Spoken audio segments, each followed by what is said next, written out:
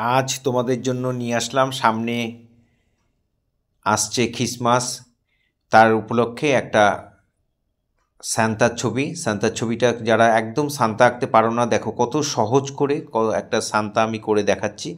এইভাবেই দেখে দেখে তোমরা অবশ্যই করবে। ভিডিওটা প্রথম থেকে শেষ পর্যন্ত দেখার জন্য অনুরোধ রইল। এই গোপ এঁকে দিলাম, চোখ নাক মুখ এঁকে, এবার পাশ দিয়ে দাড়িটাকে এঁকে দিলাম। এইভাবে দাড়িটাকে দেবে খুব সহজেই, তাহলে দাড়িটা তোমরা করে ফেলতে পারবে। এখানে কাঁধের দাগটা দিয়ে এখানে জামা দিয়ে দিলাম। জামার এই সামনে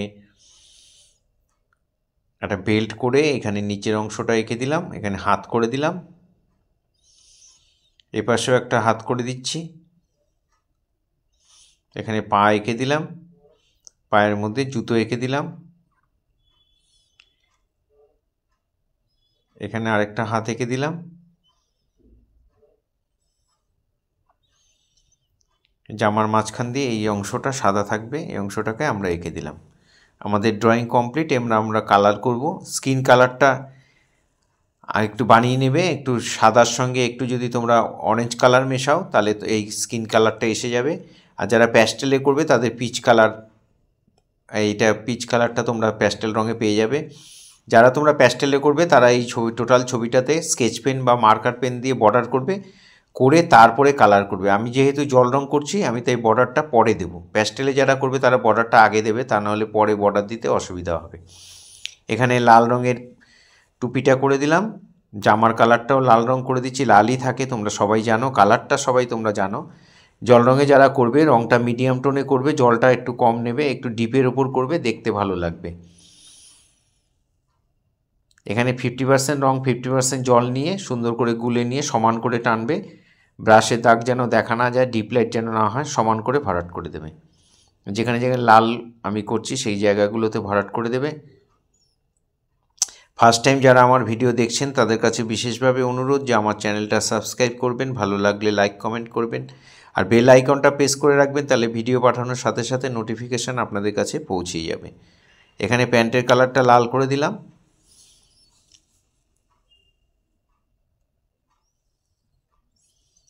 নাকের এইটা ঠোঁটের মুখের ভেতরটা, ঠোঁটটা একটু হালকা করে লাল করলাম, মুখের ভেতরটা লাল ডিপ করে দিলাম। কারমাইন রেড দিয়ে করবে তোমরা, দেখতেও ভালো লাগবে। যারা প্যাস্টেলে করবে তারাও কারমাইন রেড দিয়ে ভরাট করবে। মোজার হাতের যে গ্লাভসটা সেটাকে আমরা লাল করে দিলাম।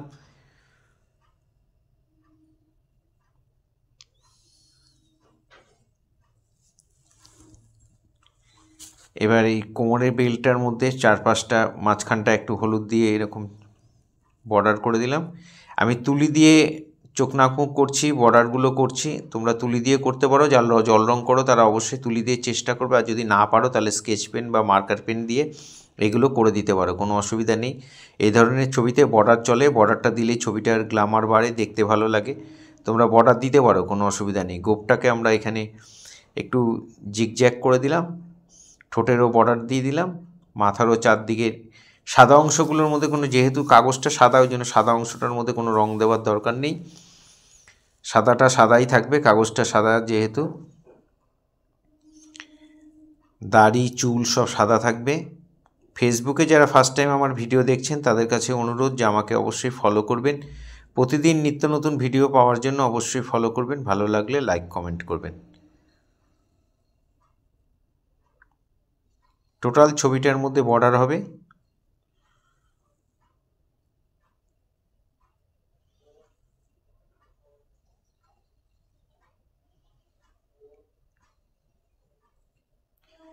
কোমরের বেলটা কালো দিয়ে ভরাট করে দিলাম।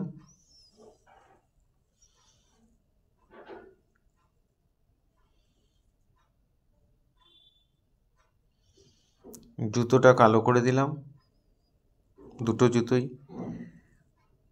এইভাবে পুরো ভিডিওটা দেখার জন্য সবাইকে অসংখ্য ধন্যবাদ। এইভাবে আমার সাথে থাকবেন, পাশে থাকবেন, ভালো থাকবেন সবাই।